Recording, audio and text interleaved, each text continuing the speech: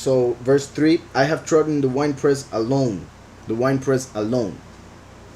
Meaning that he is the one who fulfills everything by himself. That's why he came as first, came as last. When he came as first, Yahuhanan, who was pretty much the other witness, didn't even walk with him. He wasn't one of his disciples. So that shows how in the beginning, as the first, he came alone, as the seed, which dies alone in order for the root to grow and then the tree branches and give fruit. The first is the root, the last is the branch. So the coming alone manifests with Yahushua as coming like the leader of the 12 and being killed alone in the sense of dying for our sins, and like the seed. He had a couple people next to him, but they had nothing to do when it comes to what I'm saying. That's why he died alone. That's why he himself said, Eli, Eli, lama sabachthani, meaning, mighty, my mighty one, my Elohim, why have you forsaken me? He felt alone. When it comes to the last, that will be fulfilled in a different way, because he comes in the middle or in the midst of the 144,000. So he's not alone in that sense. He's not alone in that sense. But when it comes to the fact that he's captured and nobody in the world will defend him and everybody will reject him, 144,000 are his children, are his body, pretty much. So they don't count in that sense. The 144,000 believe, but they are his body, so he's alone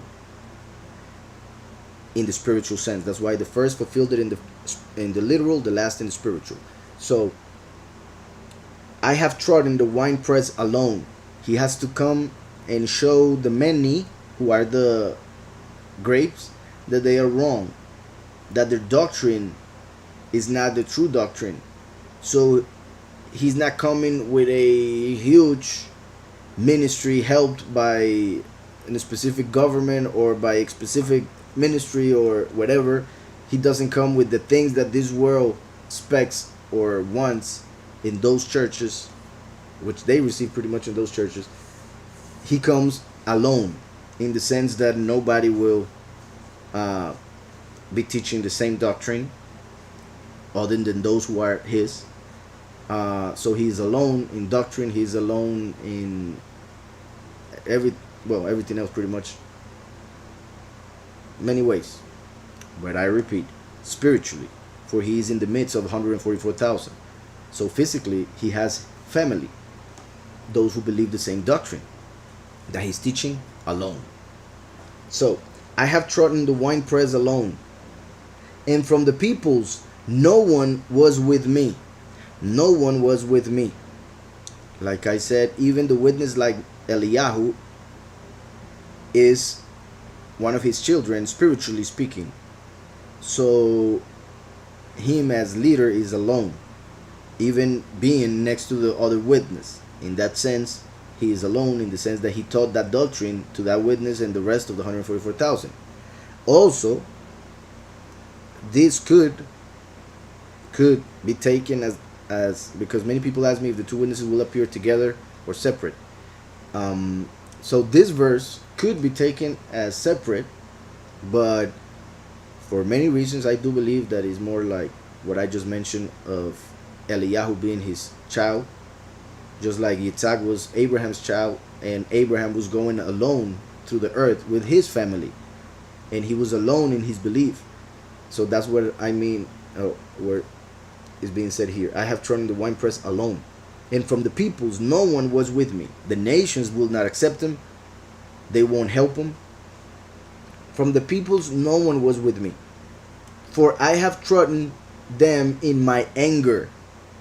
He comes to bring judgment. So angry. They are expecting a lamb, but now they will receive a lion.